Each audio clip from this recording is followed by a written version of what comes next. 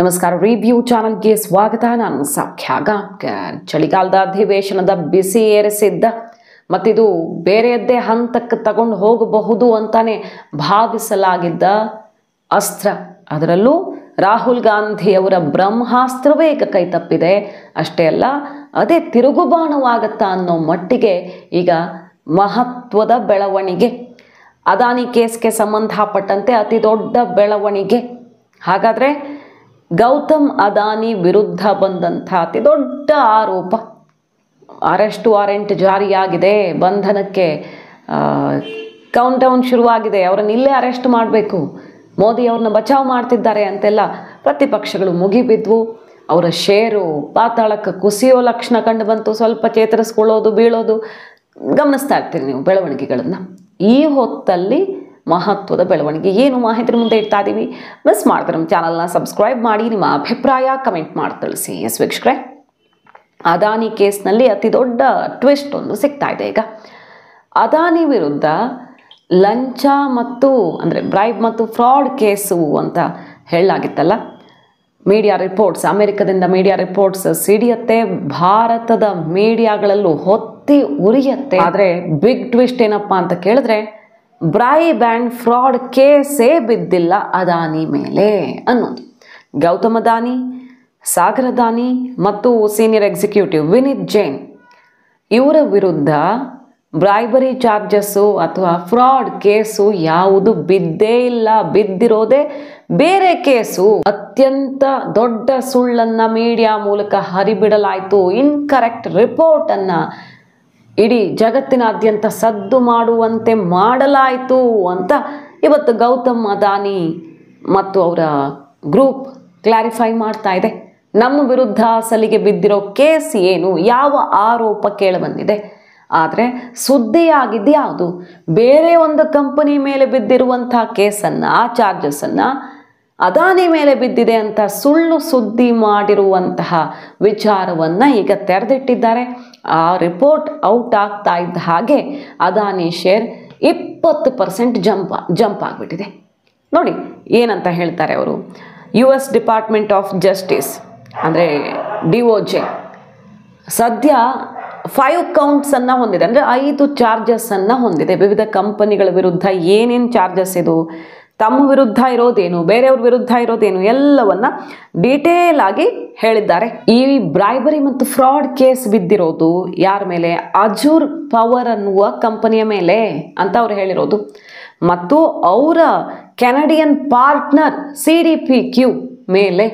ಆದರೆ ಅದಾನಿ ಮೇಲೆ ಇಂಥದ್ದೊಂದು ಚಾರ್ಜಸ್ ಅಂತ ಸುಳ್ಳು ಸುದ್ದಿಯನ್ನು ಬಿತ್ತರಿಸಲಾಗಿದೆ. ಜಗತ್ತಿನಾದ್ಯಂತ ಇದು ದೊಡ್ಡ ಮಟ್ಟದ ಪರಿಣಾಮವನ್ನು ಬೀರಲಿ ಅಂತಾನೆ ಇಂತಹ ಸುದ್ದಿಯನ್ನು ಬಿತ್ತರಿಸಲಾಗಿದೆ ಅಂತಾರೆ. ಆದರೆ ನಮ್ಮ ಮೇಲೆ ಕೇಸು ಅಂದರೆ ಆರೋಪ ಕೇಳಿ ಬಂದಿರೋದು ಹೌದು. ಯಾವ ಚಾರ್ಜಸ್ ಅಂದರೆ ಸೆಕ್ಯೂರಿಟಿ ಮತ್ತು ವೈರ್ ಫ್ರಾಡ್ ಅನ್ನುವಂತಹ ಚಾರ್ಜಸ್ ಕೇಳಿ ಬಂದಿರೋದು. ಈ ಫಾರಿನ್ ರೂಲ್ಸನ್ನು ಬ್ರೇಕ್ ಮಾಡಿರುವ ಬ್ರೈಬರಿ, ಫ್ರಾಡ್ ಇಂತಹ ಯಾವುದೇ ಗಂಭೀರ ಸ್ವರೂಪದ ಕೇಸೇ ಬಿದ್ದಿಲ್ಲ ಅಂತ ಹೇಳ್ತಾ ಇದೆ ಅದಾನಿ ಗ್ರೂಪ್. ಈಗ ಕೆಲವು ದಾಖಲೆಗಳನ್ನು ಪ್ರದರ್ಶಿಸುವ ಮೂಲಕ ಚಾರ್ಜ್ ಶೀಟನ್ನು ರೆಫರ್ ಮಾಡಿ ದೇಶದ ಜನತೆಯನ್ನು ಅಡ್ರೆಸ್ ಮಾಡಿರೋದು. ಅದಾಗ್ತಾ ಇದ್ದ ಹಾಗೆ ಅದಾನಿ ಶೇರ್ಸ್ ಮತ್ತೆ ಏರಿರೋದು, ಪಾತಾಳದಿಂದ ಭರ್ಜರಿ ಜಂಪ್ ಆಗಿರೋದನ್ನು ಗಮನಿಸ್ತಾ ಇದ್ದೀವಿ. ಅದಾನಿ ಪರ ಈಗ ಎಕ್ಸ್ಪರ್ಟ್ಗಳು, ಕಾನೂನು ತಜ್ಞರು, ಹಿರಿಯ ವಕೀಲರುಗಳು, ಮಾಜಿ ಅಧಿಕಾರಿಗಳು ಎಲ್ಲ ಬ್ಯಾಟ್ ಬೀಸ್ತಾ ಇದ್ದಾರೆ. ಮುಕುಲ್ ರೋಹಟಗಿ ಅವರು ಹೇಳ್ತಾರೆ, 54 ಪುಟಗಳ ಚಾರ್ಜ್ ಶೀಟನ್ನು ಡೀಟೇಲ್ ಆಗಿ ಪಿನ್ ಟು ಪಿನ್ ಸ್ಟಡಿ ಮಾಡಿದ್ದೀನಿ. ಎಲ್ಲೂ ಅದಾನಿ ಅಥವಾ ಅವರ ಸಂಬಂಧಿಯಾಗಿರುವಂಥ ಸಾಗರ್ ಅದಾನಿ ಇರಬಹುದು, ಜೈನ್ ಇರಬಹುದು, ಈ 3 ಜನರ ಹೆಸರು ಕೂಡ ಆ ಚಾರ್ಜ್ ಶೀಟಲ್ಲೇ ಇಲ್ಲ ಅಂತ ಹೇಳ್ತಿದ್ದಾರೆ. ಈ ಬ್ರೈಬರಿ ಮತ್ತು ಫ್ರಾಡ್ ಕೇಸಲ್ಲಿ ಅದಾನಿ ಗ್ರೂಪ್ಗೆ ಸಂಬಂಧಪಟ್ಟ ಯಾರೊಬ್ಬರ ಹೆಸರೂ ಇಲ್ಲ. ಅಂಥದ್ರಲ್ಲಿ ಈ ಆರೋಪವನ್ನು ಹೇಗೆ ನಂಬಿತು ದೇಶ ಅಥವಾ ಜಗತ್ತು ಅಂತ ರೋಹಟಗಿ ಮುಗಿಬಿದ್ದಿದ್ದಾರೆ. ಈಗ ಅದಾನಿ ಬೆನ್ನಿಗೆ ನಿಲ್ಲುವ ಮೂಲಕ ಬಹಳಷ್ಟು ಜನ ಈ ಚಾರ್ಜ್ ಶೀಟ್ ಆಧಾರದಲ್ಲಿ ಈಗ ನಮ್ಮ ದೇಶದ ಒಬ್ಬ ಬಿಸ್ನೆಸ್ ಮ್ಯಾನ್ನ ಬೇರೆ ದೇಶ ಮುಳುಗಿಸೋಕೆ ನೋಡುತ್ತೆ ಅಂದರೆ ಪಾತಾಳಕ್ಕೆ ಬೀಳ್ಸಕ್ ನೋಡುತ್ತೆ. ಅಂದ್ರೆ ಭಾರತವನ್ನ ಹಣಿಯುವ ಉದ್ದೇಶ ಇರುತ್ತೆ ಅನ್ನೋದನ್ನ ಅರ್ಥ ಮಾಡ್ಕೊಳ್ಬೇಕಿತ್ತು. ಆದ್ರೆ ಕೊಂಚವೂ ಸಂಯಮ ತೋರಿಸದೆ, ಅಧ್ಯಯನ ಮಾಡದೆ, ತಿಳಿದುಕೊಳ್ಳದೆ ಮುಗಿಬೀಳೋಕ್ ಶುರುವಾಗಿದ್ದು. ಅದಾನಿ ಅರೆಸ್ಟ್ ಮಾಡಬೇಕು, ಅದಾನಿ ದೊಡ್ಡ ಫ್ರಾಡು, ಮೋದಿ ಒಬ್ಬ ಫ್ರಾಡ್ ಅನ್ನು ರಕ್ಷಣೆ ಮಾಡ್ತಿದ್ದಾರೆ ಅಂತ ಅಬ್ಬರಿಸಿದ್ದು ನಮ್ಮ ದೇಶದ ಮಾನ ಮರ್ಯಾದೆಯನ್ನು ನಾವೇ ತೆಕ್ಕೊಂಡಂಗಾಯ್ತು. ನಮ್ಮ ಸ್ಟಾಕ್ ಮಾರ್ಕೆಟ್ಗೆ ಸಮಸ್ಯೆ ಆಗೋದಕ್ಕೆ ನಾವೇ ಕಾರಣ ಆದಂಗಾಯ್ತು, ನಮ್ಮ ದೇಶದವರು ಮಾಡಿದಂಥ ತಪ್ಪಿನಿಂದ ಅಂತ ಈಗ ಟೀಕೆಗಳು ವ್ಯಕ್ತವಾಗ್ತಿದೆ. ಬೇರೆ ಹೊರಗಡೆ ದೇಶದವರು ಇಂಥ ಪ್ಲಾನ್ ಮಾಡೋದು ದೊಡ್ಡ ವಿಷಯ ಅಲ್ಲ. ಯಾಕಂದ್ರೆ ಅದಾನಿ ಅಮೆರಿಕದಲ್ಲಿ ಒಂದು ದೊಡ್ಡ ಪ್ರಾಜೆಕ್ಟ್ ಅನ್ನು ಕೈಗೆತ್ತಿಕೊಂಡ ಟೈಮಲ್ಲಿ ಇದು ಬ್ಲಾಸ್ಟ್ ಆಗಿದ್ದು. ಏನದು project? $600 million bond offering plan US ಅಲ್ಲಿ ಅದಾನಿ ಮಾಡಿದ್ದ ಟೈಮಲ್ಲೇ ಇದು ಬ್ಲಾಸ್ಟ್ ಆಯಿತು. ಕಳೆದ ವರ್ಷ ನೆನಪಿದೆ ನಮಗೆ ಹಿಂಡನ್ಬರ್ಗ್ ರಿಪೋರ್ಟ್. ಯಾವಾಗ ಅದು 20,000 ಕೋಟಿ FPO ರೈಸ್ ಮಾಡೋಕೆ ಹೊರಟ ಟೈಮಲ್ಲಿ ಹಿಂಡನ್ಬರ್ಗ್ ರಿಪೋರ್ಟ್ ಬ್ಲಾಸ್ಟ್ ಆಗಿತ್ತು. ಸೊ ಅದಾನಿ ಅಮೆರಿಕದಲ್ಲಿ ಏನಾದರೂ ದೊಡ್ಡ ಹೆಜ್ಜೆ ಇಡಬೇಕು ಅಂತ ಹೊರಟಾಗಲೇ ಸಮಸ್ಯೆ ಆಯಿತು. ಈಗ ನೋಡಿ, ಈ ಒಂದು ರಿಪೋರ್ಟಿಂದಾಗಿ ಬರೀ ಅಮೆರಿಕದಲ್ಲಷ್ಟೇ ಅಲ್ಲ, ಕೀನ್ಯಾದಲ್ಲಿ ಏರ್ಪೋರ್ಟ್ ಪ್ರಾಜೆಕ್ಟು, ಬೇರೆ ಬೇರೆ ಪ್ರಾಜೆಕ್ಟ್ಗಳಿದ್ವು, ಆಲ್ರೆಡಿ ಅಲ್ಲೊಂದಿಷ್ಟು ಸಮಸ್ಯೆಗಳಾಗ್ತಿದ್ವು, ಅದಕ್ಕೆ ದೊಡ್ಡ ಹೊಡೆತ ಬಿತ್ತು. ಸೊ ಅದಾನಿ ಪ್ರಾಜೆಕ್ಟ್ಗಳಿಗೆ ನೀರೆರಚುವಂತಹ ಪ್ರಯತ್ನವನ್ನು ಅಮೆರಿಕದಲ್ಲಿ ಕೆಲವರು ಯಶಸ್ವಿಯಾಗಿ ಮಾಡಿದ್ರ. ಅದಕ್ಕೆ ಈಗ ಕೌಂಟರ್ ಕೊಟ್ಟು ಮತ್ತೆ ಎದ್ದು ನಿಲ್ಲುವಂತಹ ಕೆಲಸವನ್ನು ಅದಾನಿ ಗ್ರೂಪ್ ಮಾಡ್ತಾ ಇದ್ದು, ಅದಾನಿ ಬೆನ್ನಿಗೆ ನಿಂತಿದ್ದಾರೆ. ಸೊ ಅದಾನಿ ಹೇಳ್ತಾ ಇರೋದು, ನಮ್ಮ ಮೇಲೆ ಆ ಚಾರ್ಜಸ್ಸೇ ಇಲ್ಲ, ಚಾರ್ಜ್ ಶೀಟಲ್ಲೂ ಕೂಡ ಹೆಸರಿಲ್ಲ, ಬೇರೆ ಗ್ರೂಪ್ ಮೇಲೆ ಬಿದ್ದಿರುವಂತಹ ಕೇಸನ್ನು ನಮ್ಮ ತಲೆಗೆ ಕಟ್ಟುವ ಅತ್ಯಂತ ದೊಡ್ಡ ಸುಳ್ಳು ರಿಪೋರ್ಟ್ ಮೀಡಿಯಾಗಳಲ್ಲಿ ಆಗಿದೆ. ಅಂದರೆ ಫಾರಿನ್ ಮೀಡಿಯಾದಲ್ಲಿ ಅದು ಇಲ್ಲಿ ಇಷ್ಟು ದೊಡ್ಡ ಸಮಸ್ಯೆ ತಂದಿಟ್ಟಿದೆ ಅಂತ ಹೇಳ್ತಿದ್ದಾರೆ. ಈಗೇನು ಚಾರ್ಜಸ್ ಇದೆಯೋ ಅದನ್ನು ನಾವು ಲೀಗಲ್ ಆಗಿ ಫೈಟ್ ಮಾಡ್ತೀವಿ, ಸೆಕ್ಯೂರಿಟಿ ಮತ್ತು ವೈರ್ ಫ್ರಾಡ್ ಚಾರ್ಜಸನ್ನು. ಉಳಿದಂತೆ ಇಷ್ಟು ದೊಡ್ಡ ಸಮಸ್ಯೆ ಬೇರೆ ಬೇರೆ ರಾಜ್ಯಗಳಿಂದ 5-6 ರಾಜ್ಯದಿಂದ ಪವರ್ ಸಪ್ಲೈ ಬೇರೆ ಬೇರೆ ಪ್ರಾಜೆಕ್ಟ್ ಓಕೆ ಮಾಡ್ಕೊಳ್ಳೋದಕ್ಕೆ 2,000 ಕೋಟಿ 20,000 ಕೋಟಿ ಲಂಚ, ಮತ್ತೊಂದು ಮಗದೊಂದು, ಎಲ್ಲವೂ ಸುಳ್ಳು, ಶುದ್ಧ ಸುಳ್ಳು ಅಂತ ತಿರುಗೇಟ್ ಕೊಟ್ಟಿದ್ದಾರೆ. ಸೊ ಜಟಾಪಟಿ ನಡೀತಿರೋ ಹೊತ್ತಲ್ಲಿ ಇಂಥದ್ದೊಂದು ರಿಪೋರ್ಟು ಅದಾನಿ ಸ್ಟಾಕ್ ಮಾರ್ಕೆಟಲ್ಲಿ ಮತ್ತೆ ಬಲ ಪಡ್ಕೊಳ್ಳುವಂತೆ ಮಾಡಿದೆ.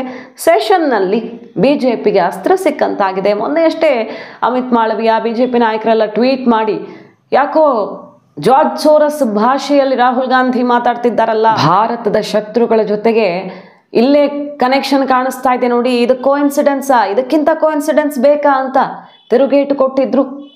ಅಲ್ಲೊಂದು ಕಡೆ ಡೊನಾಲ್ಡ್ ಟ್ರಂಪ್ ಅಮೆರಿಕದ ಜುಡಿಷಿಯಲ್ ಸಿಸ್ಟಮ್ನ ಈಗಿನ ಸರ್ಕಾರ ಅಂದರೆ ಬೈಡನ್ ಸರ್ಕಾರ ತನ್ನ ವಿರೋಧಿಗಳನ್ನು ಹಣಿಯೋದಕ್ಕೆ ಬಹಳ ತಪ್ಪಾಗಿ ಬಳಸ್ಕೊಳ್ತಿದೆ, ಮಿಸ್ಯೂಸ್ ಮಾಡ್ಕೊಳ್ತಿದೆ ಅಂತ ಸ್ಟೇಟ್ಮೆಂಟ್ ಕೊಟ್ಟರು.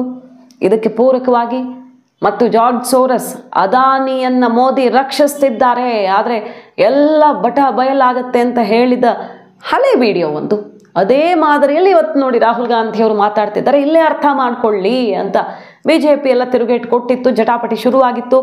ಆ ರೀತಿ ಲಂಚದ ಆರೋಪ ಇರೋದೇ ಹೌದಾದರೆ 5 ರಾಜ್ಯಗಳು ನಿಮ್ಮದೇ ಪಕ್ಷ ಅಥವಾ ನಿಮ್ಮ ಮಿತ್ರ ಪಕ್ಷಗಳ ಆಡಳಿತ ಮಾಡಿದಂಥದ್ದು ಹೌದಲ್ಲ, ನೀವ್ಯಾಕೆ ಅವಕಾಶ ಮಾಡಿಕೊಟ್ರಿ ಲಂಚಕ್ಕೆ ಅಂತ ಜಟಾಪಟಿ ಶುರುವಾಗಿತ್ತಲ್ಲ. ಈ ಹೊತ್ತಲ್ಲಿ ಅಂತಹ ಚಾರ್ಜಸ್ಸೇ ಇಲ್ಲ, ಚಾರ್ಜ್ ಶೀಟಲ್ಲಿ ಹೆಸರು ಇಲ್ಲ, ಇದೆಂಥ ಆರೋಪ ಹಾಗಾದರೆ?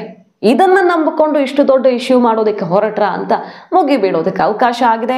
ಕೈಗೆ ಇದು ಮುಖಭಂಗವನ್ನು ತಂದಿಡಲಿದೆಯಾ ಅಥವಾ ಬೇರೊಂದು ಅಸ್ತ್ರ ಕೈ ಸೇರಲಿದೆಯಾ ನೋಡಬೇಕು. ಅದಾನಿ ಅರೆಸ್ಟ್ ಆಗಲೇಬೇಕು ಅಂತ ಖರ್ಗೆ, ರಾಹುಲ್ ಗಾಂಧಿ, ಬೇರೆ ಬೇರೆ ನಾಯಕರೆಲ್ಲ ದೊಡ್ಡ ಮಟ್ಟದಲ್ಲಿ ಹೋರಾಟಕ್ಕಿಳಿತಿರೋ ಹೊತ್ತಲ್ಲೇ ಈ ರಿಪೋರ್ಟ್ ಕೈಗೆ ಬರಸಿಡಿಲ್ಲಂತ ಆಯ್ತಾ? ಕಾದು ನೋಡೋಣ. ಮಾಹಿತಿ ನಿಮ್ಗೆ ಇಷ್ಟ ಆಗಿದ್ರೆ ಮಿಸ್ ಮಾಡಿದ್ರೆ ನಮ್ಮ ಚಾನಲ್ನ ಸಬ್ಸ್ಕ್ರೈಬ್ ಮಾಡಿ, ನಿಮ್ಮ ಅಭಿಪ್ರಾಯ ಕಮೆಂಟ್ ಮಾಡಿ ತಿಳಿಸಿ. Thank you.